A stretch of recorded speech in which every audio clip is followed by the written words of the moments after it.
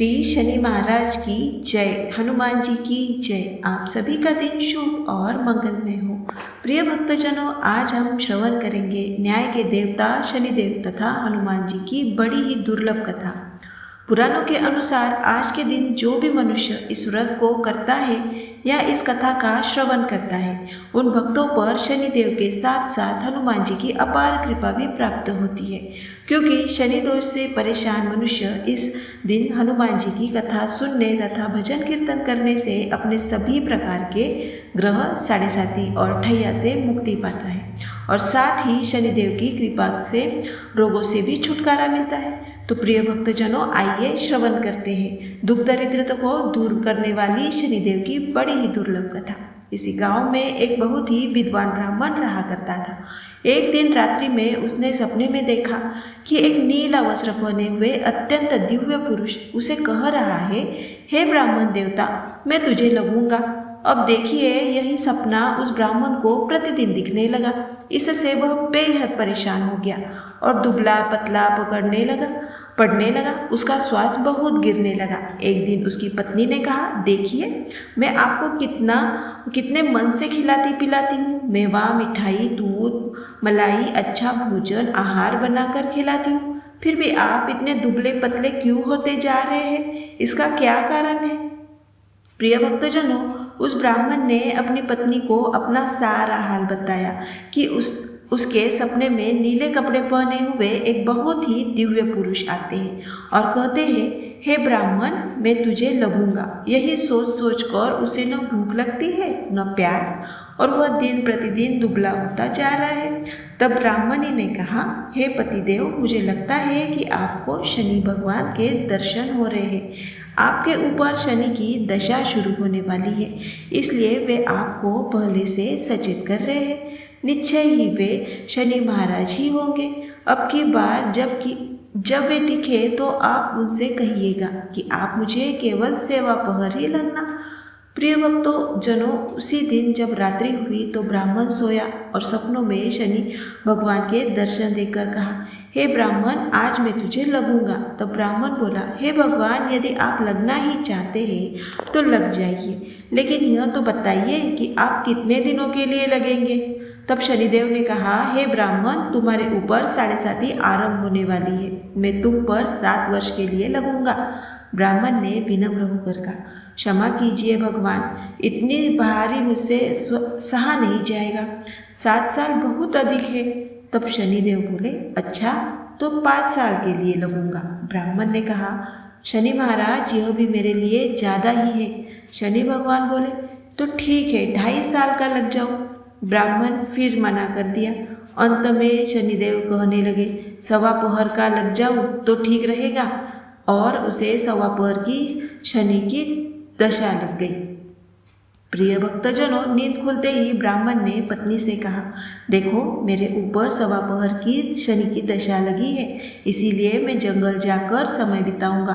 तुम मेरे खाने पीने का सामान बांध दो और मेरे पीछे किसी से झगड़ा मत करना। घर में ही रहना, बच्चों को भी कहीं मत जाने देना, और इस 1.25 पहर में किसी को गाली भी मत सुनाना। इतना कहकर ब्राह्मण जंगल की ओर चल दिया।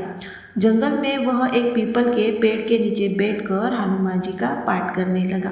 1 पहर बीत गया तो उसने सोचा, बाकी का समय तो रास्ते में बीत जाएगा। सुबह वह वहाँ से चल पड़ा और चलते चलते उसे एक सब्जी मंडी दिखाई दी। वहाँ से उसने एक बड़ा सा कद्दू खरीदा और चादर में लपेटकर आगे बढ़ने लगा। तभी रास्ते में शनि महाराज साधु का वेश धारण करके उसके पास आए और बोले, तुम्हारी चादर में क्या है? ब्राह्मण ने कहा, हे साधु महाराज, मेरी इस चादर में कद्दू है। साधु ने कहा, अच्छा, कद्दू है तो दिखाओ। जब ब्राह्मण ने अपनी चादर खोली तो आश्चर्य, उसमें तो उस राज्य के राजा के बेटे का कटा हुआ सिर था। वह देखते ही साधु महाराज, जो वास्तव में शनिदेव थे, उस ब्राह्मण को लेकर राज दरबार में पहुंचे और राजा से कहने लगे, महाराज, यह देखिए, यह दुष्ट दुराचारी आपके पुत्र की हत्या करके उसका सिर काटकर अपने चादर में छिपाकर घूम रहा है। इसे उचित दंड दीजिए। प्रिय भक्तजनों, राजा ने जब सुना कि उस ब्राह्मण ने उसके पुत्र की हत्या कर दी है तो वह अत्यंत क्रोधित हो उठा। उसने कहा, मुझे मत दिखाओ, मुझसे यह दृश्य नहीं देखा जाएगा। हे सैनिकों, इसे तुरंत ले जाओ और सूली पर चढ़ा दो। जब नगर में यह समाचार फैला कि राजकुमार का सिर कट चुका है और एक ब्राह्मण ने उसकी हत्या कर दी है, तो पूरे नगर में हाहाकार मच गया। सैनिक उस ब्राह्मण को सूली पर चढ़ाने के लिए ले गए। जब उसे फांसी पर चढ़ाने ही वाले थे और जैसे कि नियम है मरने वाले से अंतिम इच्छा पूछी जाती है, तो सैनिकों ने भी ब्राह्मण की अंतिम इच्छा पूछी। उन्होंने कहा, हे ब्राह्मण, बताओ तुम्हारी अंतिम इच्छा क्या है? भक्तजनों, ब्राह्मण ने मन में सोचा कि यदि किसी प्रकार थोड़ी देर के लिए फांसी रुक जाए और शनि दशा का 1.25 पहर पूरा हो जाएगा। यह सोचकर उसने कहा, भाई, मैं बचपन से नित्य बालाजी की कथा कहता और सुनता आया हूँ। आज मरने से पहले मुझे अंतिम बार कथा कह लेने दो। अब क्या था, फांसी देने वाले सैनिकों ने उसकी आखिरी इच्छा पूरी होने तक फांसी को रोक दिया। कहानी कहते कहते 1.25 पहर का समय पूरा हो गया और शनि की दशा समाप्त हो गई। इधर देखिए, राजा का पुत्र राजकुमार जंगल में शिकार खेलकर वापस राजमहल आ पहुंचा। राजकुमार को देखते ही राजा अत्यंत प्रसन्न हुआ, पर उसके मन में भय भी जाग गया।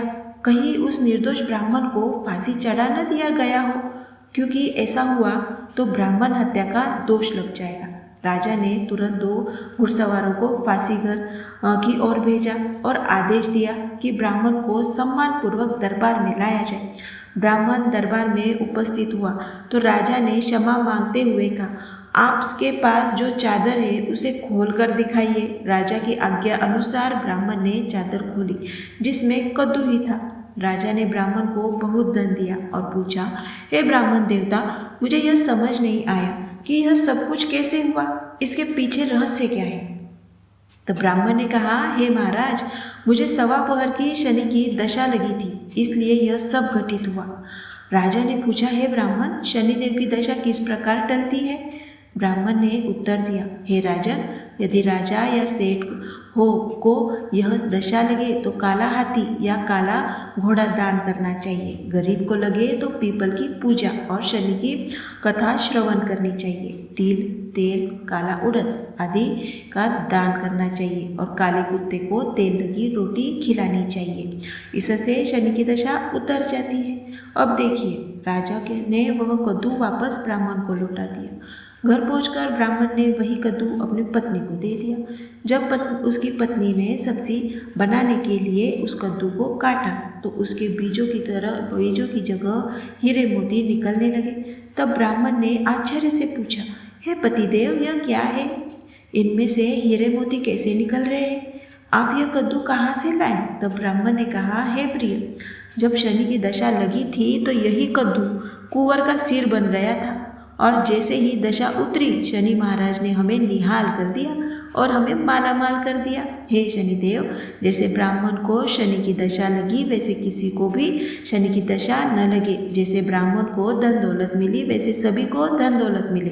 कथा सुनते सुनते जो हुंकार भरते हैं उन सब को मिले। बोलिए श्री शनिदेव की जय। प्रिय भक्तजनों, आइए अब सुनते हैं भगवान शनिदेव की दूसरी कथा। यह कथा सुनने से भक्तों को मनोवांछित फल की प्राप्ति होती है।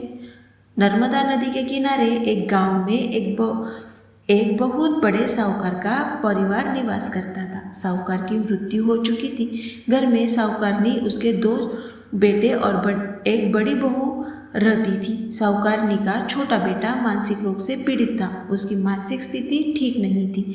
बड़ी बहू तारा को विवाह के कई वर्ष बीत चुके थे, परंतु अभी तक उसे संतान नहीं हुई थी। तारा को सदैव यही भय सताता कि कहीं उसका पति संतान की इच्छा में दूसरा विवाह न कर ले। यदि ऐसा हुआ तो उसे सौतन का दुख सहना पड़ेगा। प्रिय भक्तजनों, इसी भय से तारा ने एक योजना बनाई। उसने अपने घर में काम करने वाली नौकरानी चंदा से अपने देवर चंदन का विवाह कराने के लिए अपनी सास साहूकारनी और अपने पति को किसी तरह मना लिया। चंदा स्वभाव से अत्यंत दयालु और कृष्ण भक्त थी। वह बचपन से ही उस साहूकार के घर काम करती थी और उसका अपना कोई नहीं था। अब चंदा का विवाह मानसिक रोगी चंदन से करा दिया गया। कुछ वर्ष बाद चंदा को एक सुंदर पुत्र ने जन्म दिया।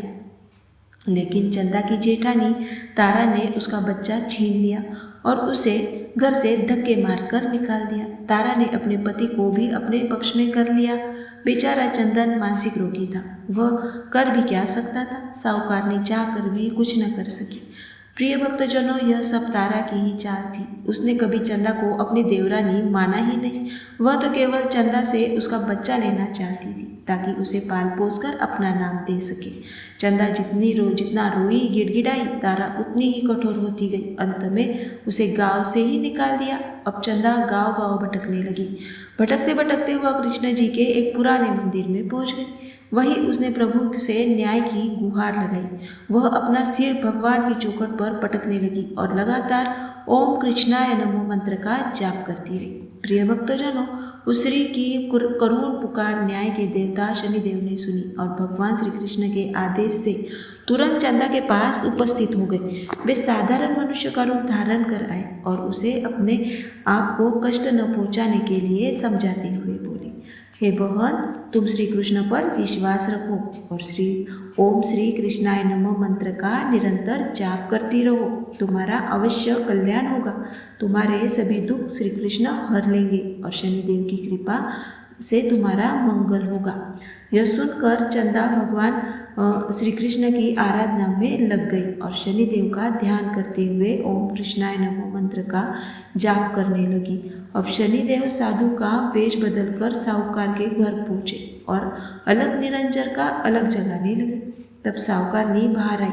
उसने भिक्षा देकर उन्हें प्रणाम किया। साधु रूपी शनिदेव ने कहा, हे देवी, सुना है आपके घर में कोई मानसिक रोगी है। मैंने 7 सालों से हिमालय में जंगलों में भटकते हुए कई दुर्लभ जड़ी बूटियाँ इकट्ठी की है जो हर प्रकार के रोगों को समाप्त कर देती है। यदि आप कहें तो मैं आपके घर के मरीज को ठीक कर सकता हूँ। प्रिय भक्तजनों, साहूकारनी बोली, हे महात्मा, अहोभाग्य जो आप यहाँ पधारे। हाँ महाराज, मेरा छोटा बेटा जो दिमागी रूप से बीमार है, आप उसे ठीक कर दीजिए। आप जो चाहेंगे मैं वह दूंगी। आइए, अंदर आइए। उसने अपने बेटे को चंदन को साधु महाराज को दिखाया, जो चंदा के चले जाने से अत्यंत दुखी था। साधु महाराज ने अपने कमंडल में जल निकालकर उसे अभिमंत्रित किया और चंदन को पीने के लिए दिया। उस जल को पीते ही चंदन बिल्कुल ठीक हो गया। साधु महाराज ने तारा को भी बहुत समझाया कि वह चंदा का बच्चा उसे वापस कर दे और अपनी गलती स्वीकार कर ले, किंतु तारा नहीं मानी। उल्टे साधु महाराज को डांटने लगी और चंदन के ठीक होने पर उससे ईर्ष्या भी करने लगी। इस बात से रुष्ट होकर भगवान शनिदेव की दशा तारा को लग गई और वह स्वयं मानसिक रोगी हो गई। उसके हाथ लकवे से ग्रस्त हो गया। साधु महात्मा के बताए अनुसार चंदन अपनी पत्नी चंदा को घर ले आया और अपनी पत्नी, बच्चे और माँ के साथ हंसी खुशी जीवन व्यतीत करने लगा। प्रिय भक्तजनों, तारा को शनिदेव ने उसके कर्मों का फल दिया और चंदा ने केवल ओम कृष्णाय नमः मंत्र का जाप करने से उस पर कृपा बरसी। उसे उसका बच्चा, उसका पति और पूरा परिवार वापस मिल गया। उसका पति भी पूर्णतः स्वस्थ हो गया। जय शनिदेव, जय जय शनिदेव। प्रिय भक्तजनों, साढ़े साती क्या होती है? लोग इससे क्यों डरते हैं? यह सत्य है कि साढ़े साती के समय व्यक्ति को कोई कठिनाइयाँ और परेशानियों का सामना करना पड़ता है, किंतु इससे डरने और घबराने की कोई आवश्यकता नहीं है। कठिन परिस्थितियाँ अवश्य आती है, परंतु इसी समय व्यक्ति को महत्वपूर्ण अनुभव, धैर्य और कई बार अप्रत्याशित सफलता भी प्राप्त होती है। बहुत से लोग साढ़े साती के प्रभाव में रहकर जीवन की ऊंचाइयों तक पहुंच जाते हैं। साढ़े साती मनुष्य को कर्मशील बनाती है और उसे उसके कर्मों की दिशा में आगे बढ़ाती है। अभिमानी, हठी और कठोर स्वभाव वाले व्यक्तियों को यह अधिक मेहनत करवाकर उन्हें वास्तविकता का बोध कराती है। साढ़े साती के 3 चरण होते हैं। पहला चरण नज़दीकी रिश्तेदारों और स्वयं जाचक को प्रभावित करता है। दूसरा चरण व्यापार और गृहस्थ जीवन को प्रभावित करता है और तीसरा चरण परिवार तथा स्वास्थ्य पर असर डालता है। भगवान शनिदेव न्याय के देवता हैं। वे कभी भी किसी को यूं ही दंड नहीं देते। यदि दंड देते हैं तो उसके साथ गहरी शिक्षा भी देते हैं।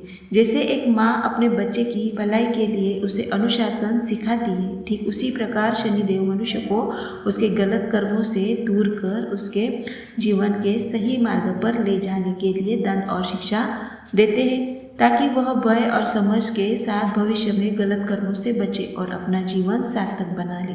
भगवान शनिदेव तो न्याय के प्रतिमूर्ति है। उनकी पूजा और भक्ति करने से व्यक्ति धन ऐश्वर्य से संपन्न हो जाता है और सफलता की नई नई ऊंचाइयों को छूता है। जीवन में तरक्की होती है और घर में सुख, समृद्धि एवं वैभव का आगमन होता है।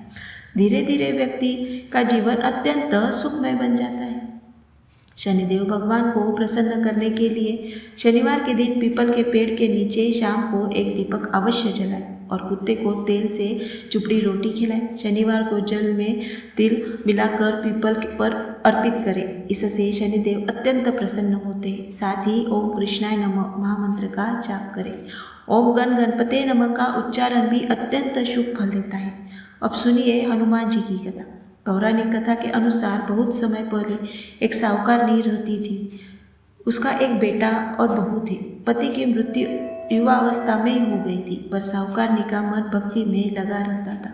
उसका रोज का नियम था कि वह हनुमान जी के मंदिर में चली जाती और साथ में हलवा पूरी और चूरमा बनाकर ले जाती। हनुमान जी से बड़े प्रेम से कहती, कांदे सोटू लाल लंगोटू, हनुमान जी खायो चूरमा और रोटी। मैंने तुम्हें जवानी में दिया, तुम मुझे देना बुढ़ापे में। यह उसका मासूम विश्वास था। पूजा करके जब वह घर लौटी तो उसकी बहू ने ताना देते हुए पूछा, सासू जी आप रोज चूरमा और रोटी लेकर कहाँ चली जाती है? हमें तो लगता है कि आप मंदिर तो जाती नहीं, बस अपने लिए ही ये सब बनाकर कहीं छुपा कर खा लेती होंगी। प्रिय भक्तजनों, बहू की ये कड़वी बातें सुनकर सास कुछ नहीं बोली, पर उसका मन गहराई तक दुखी हो गया। उसे पीड़ा हुई कि जिसे वह भगवान को भोग लगाकर प्रेम से देती है, उसी पर उसे चटोरी होने का आरोप लगाया जा रहा है। मन भारी हो गया। वह चुपचाप अपने कमरे में चली गई और दुख में सो गई। सोते सोते 5 दिन बीत गए। हनुमान जी सपने में प्रकट हुए और बोले, हे साहूकारनी, तूने मुझे जवानी में दिया था, अब मैं तुझे बुढ़ापे में देता हूँ। साहूकारनी बोली, हे हनुमान जी, आज तो आप मुझे भोजन दे देंगे, परंतु रोज कौन देगा? हनुमान जी मुस्कुराए, हे साहूकारनी, मैं ही तुझे प्रतिदिन दूंगा। अब देखिए भक्तों हनुमान जी की अद्भुत महिमा। उन्होंने उसके लिए चूरमा, रोटी, हलवा और पूरी प्रतिदिन भोजन भेजना शुरू कर दिया। साहूकारनी चुपचाप भगवान का दिया प्रसाद खाती रहती। इसी प्रकार 5-6 दिन बीत गए। धीरे धीरे बहू के घर में अनाज आदि अचानक समाप्त होने लगा। घर का सारा राशन खत्म हो गया। हर चीज़ में घाटा होने लगा। बहू को चिंता हुई। सासू जी को 7 दिन हो गए कमरे में बंद है। न मैंने उन्हें खाने को दिया, न कुछ पूछा। देखो तो कैसी हालत में होंगी। बहू जब सास के कमरे में पहुंची तो देखकर आश्चर्य में पड़ गई। सास तो एकदम स्वस्थ, मोटी, ताज़ी और चेहरा चमकता हुआ। वह घबरा कर बोली, सासू जी, मैंने तो आपको कुछ भी खाने को नहीं दिया, फिर आप क्या खाती हैं? इतनी तंदुरुस्त कैसे हैं? साहूकारनी ने शांत स्वर में कहा, मुझे तो हनुमान जी रोज मीठा हलवा और गर्म रोटी देकर जाते हैं, मैं वही खाती हूँ। अब क्या था, बहू तुरंत सास के पैरों में गिर पड़ी। उसका अहंकार टूट चुका था। वह रोते हुए बोली, सासू माँ, हम तो आपके ही भाग्य का खाते हैं। हमारे घर में कुछ भी नहीं बचा। मैंने आपको भोजन नहीं दिया, आपके भक्ति भाव को झूठा समझा, आपको चटोरी कहकर अपमान किया। इसके लिए भगवान ने मुझे दंड दिया। 7 दिन में ही हमारा अनाज और धन सब समाप्त हो गया। अब आप ही घर संभालिए। मुझे आपकी भक्ति पर अब पूर्ण विश्वास हो गया है। आपने जवानी में हनुमान जी को भोग लगाया और उन्होंने वही भोग आपको बुढ़ापे में लौटाया है। हनुमान जी की महिमा अपरंपार है। उन्हें कोटि कोटि प्रणाम है। प्रिय भक्तजनों, इसके बाद सास ने प्रसन्न होकर घर की सारी जिम्मेदारियां संभाली। वह साहूकारनी प्रतिदिन प्रेम से हनुमान जी को चूरमा, रोटी, हलवा, पूरी चढ़ाती रही। कुछ दिनों में घर में बरकत आने लगी, धन धान्य बढ़ने लगा और सुख समृद्धि लौट आई। हे हनुमान जी महाराज, हे बालाजी महाराज, जैसे आपने उस साहूकारनी को दिया, वैसे ही सभी को कृपा प्रदान करें। सबके घरों में अन्न अन्न धन के भंडार सदा भरे रहे, सबका भला और मंगल होता रहे। इस कथा को कहने, सुनने और प्रेम से हुंकारा भरने वाले हर भक्त को हनुमान की कृपा प्रदान करे। बजरंगबली हनुमान जी की जय हो। प्रिय भक्तजनों, अब दूसरी कथा सुनिए, मंगल देवता की कथा। एक नगर में एक वृद्धा रहती थी। उसका एक ही पुत्र था और उस वृद्धा की हनुमान जी पर बहुत ही गहरी आस्था थी।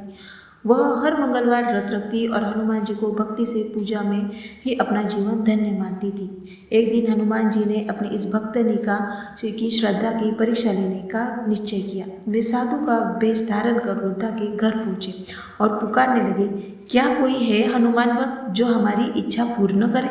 यह पुकार वृद्धा के कानों में पड़ी। वह तुरंत बाहर आई, साधु को प्रणाम किया और बोली, आज्ञा महाराज। हनुमान वेशधारी साधु बोले, मैं भूखा हूँ, भोजन करूँगा, तुम थोड़ी सी जमीन लीप दो। वृद्धा दुविधा में पड़ गई क्योंकि उसके घर में मिट्टी खोद कर लिपने की प्रथा नहीं थी। अंत विनम्रता से हाथ जोड़कर बोली, महाराज, मिट्टी खोद कर लिपना मेरे लिए संभव नहीं, कृपया कोई दूसरी आज्ञा दे, मैं अवश्य पूरी करूँगी। साधु ने 3 बार प्रतिज्ञा करवा कर कहा, तो मैं अपने पुत्र को बुला लो, मैं उसकी पीठ पर आग जलाकर भोजन बनाऊंगा। यह सुनकर वृद्धा का हृदय कांप उठा। वह प्रतिज्ञाबद्ध थी। आंसू रोक कर उसने अपने पुत्र को बुलाया और साधु को सौंप दिया। साधु वेशधारी हनुमान जी ने वृद्धा के ही हाथों उसके पुत्र को पेट के बल लिटवाया और उसकी पीठ पर आग जलवा दी। वृद्धा का मन दुख से भर गया। वह भीतर जाकर रोते हुए बैठ गई। इधर साधु ने भोजन बनाकर वृद्धा को पुकारा और कहा, आओ, भोजन तैयार है, अपने पुत्र को बुलाओ ताकि वह भी आकर भूख लगा ले। वृद्धा रोते हुए बोली, महाराज, उसका नाम लेकर मुझे और कष्ट न दे। पर जब साधु नहीं माने तो वृद्धा ने भारी मन से अपने पुत्र का नाम लिया और तभी चमत्कार हुआ। पुत्र जीवित, स्वस्थ, मुस्कुराते हुए बाहर आ गया। वृद्धा आश्चर्य से भर उठी और साधु के चरणों में गिर पड़ी। तभी हनुमान जी अपने वास्तविक दिव्य रूप में प्रकट हुए और वृद्धा को आशीर्वाद देते हुए बोले, तुम्हारी भक्ति अखंड है, तुम्हारे विश्वास की प्रतीक्षा थी और तुम सफल हुई। शंकर भगवान की जय हो, बजरंगबली की जय हो। प्रिय भक्तजनों, अब सुनिए हनुमान जी की तीसरी कथा। पौराणिक कथाओं के अनुसार ऋषिनगर में केशवदत्त नामक एक ब्राह्मण अपनी पत्नी सावित्री के साथ रहता था। उसके घर में धन संपत्ति की कोई कमी नहीं थी। नगर के लोग उनका सम्मान करते थे, परंतु एक दुख उनकी छाती में हमेशा चुभता रहता, संतान का अभाव। पति पत्नी दोनों हर मंगलवार हनुमान जी की पूजा करते और व्रत का पालन करते। बहुत वर्ष हुए, ब्राह्मण कभी कभी निराश हो जाता, पर उसे व्रत और पूजा छोड़ी नहीं। एक दिन केशवदत्त पूजा करने के लिए जंगल की ओर चला गया। सावित्री घर में रहकर मंगलवार का व्रत करती रही। दोनों ही पुत्र प्राप्ति के लिए पूरी श्रद्धा से व्रत कर रहे थे। अगले मंगलवार सावित्री ने व्रत किया, पर किसी कारणवश वह उस दिन हनुमान जी को भोग नहीं लगा सकी और उस दिन सावित्री सूर्यास्त के बाद भूखी सो गई। काम की अधिकता के कारण उससे यह भूल हो गई थी। अगले मंगलवार उसने प्रण किया कि हनुमान जी को भोग लगाए बिना एक दाना भी मुंह में नहीं डालेगी। अब क्या था, 6 दिन तक वह भूखी प्यासी रही। 7वें दिन मंगलवार को सावित्री ने बड़ी श्रद्धा से हनुमान जी की पूजा की, परंतु भूख और प्यास के कारण वही बेहोश होकर गिर पड़ी। तभी हनुमान जी ने उसे सपने में दर्शन दिए और कहा, उठो पुत्री, तुम्हारी भक्ति और तपस्या से मैं अत्यंत प्रसन्न हूँ। तुम्हें सुंदर और सुयोग्य पुत्र का वर देता हूँ। यह कहकर वे अंतर्धान हो गए। सावित्री ने आंखें खोलते ही हनुमान जी को भोग लगाया और वह फिर स्वयं भोजन किया। हनुमान जी की अनुकंपा से सावित्री ने शीघ्र ही एक सुंदर तेजस्वी बालक को जन्म दिया। मंगलवार के दिन जन्म लेने के कारण बच्चे का नाम मंगल प्रसाद रखा गया। कुछ दिनों बाद सावित्री का पति केशवदत्त घर लौटा। उसने बच्चे को देखा और आश्चर्य से पूछा, सावित्री, यह सुंदर बालक किसका है? सावित्री ने बड़े हर्ष से हनुमान जी के दर्शन और पुत्र प्राप्ति की पूरी कथा सुना दी। लेकिन दुख की बात यह है, केशवदत्त उसके शब्दों पर विश्वास नहीं कर पाया। उसके मन में कलुषित विचार आ गया कि सावित्री ने उसके साथ विश्वासघात किया है। वह अपने पाप को छिपाने के लिए झूठ कह रही है। कठोर मन से उसने उस मासूम बालक को मार डालने की योजना बनाई। एक दिन वह स्नान करने के लिए कुएं पर गया और मंगल प्रसाद भी साथ था। मौका देखकर उसने बच्चे को कुएं में धक्का दे दिया और घर लौटकर यह बहाना बना दिया कि मंगल तो मेरे साथ कुएं तक आया ही नहीं था। लेकिन जैसे ही उसने यह कहा तभी मंगल प्रसाद हंसता दौड़ता घर में प्रवेश कर गया। केशव दत्त उसे देखकर स्तब्ध रह गया। उसके पैरों के तले जमीन खिसक गई। उसी रात हनुमान जी ने केशव दत्त को स्वप्न में दर्शन दिए और कहा, हे केशव दत्त, तुम्हारे और तुम्हारी पत्नी के मंगलवार व्रत से प्रसन्न होकर ही मैंने यह पुत्र दिया है। फिर तुम अपनी पवित्र पत्नी पर संदेह क्यों करते हो? स्वप्न देखते ही केशव दत्त का हृदय पश्चाताप से भर गया। वह तुरंत सावित्री को जगाकर उससे क्षमा मांगने लगा और हनुमान जी के दर्शन की पूरी बात बताई। उसने प्रेम से अपने पुत्र मंगल प्रसाद को सीने से लगाया और उसे खूब स्नेह बरसाया। उस दिन के बाद उसके घर में आनंद, शांति और समृद्धि का वास होने लगा। मंगलवार का व्रत करने से केशव दत्त के सारे कष्ट समाप्त हो गए। इसी प्रकार जो भी स्त्री पुरुष पूर्ण श्रद्धा से मंगलवार का व्रत रखते हैं या कथा सुनते हैं, हनुमान जी उसके सभी दुख दूर कर देते, घर को धन संपत्ति से भर देते हैं और शरीर से सभी रोगों को शमन कर देते। प्रेम से बोलिए बजरंगबली हनुमान की जय। आप सभी पर शनिदेव और हनुमान जी की कृपा सदा बनी रहे। आज की कथा यदि आपको पसंद आई तो कृपया वीडियो को लाइक करें, चैनल को सब्सक्राइब करें और कमेंट में शनिदेव और हनुमान जी की जय अवश्य लिखें। प्रेम और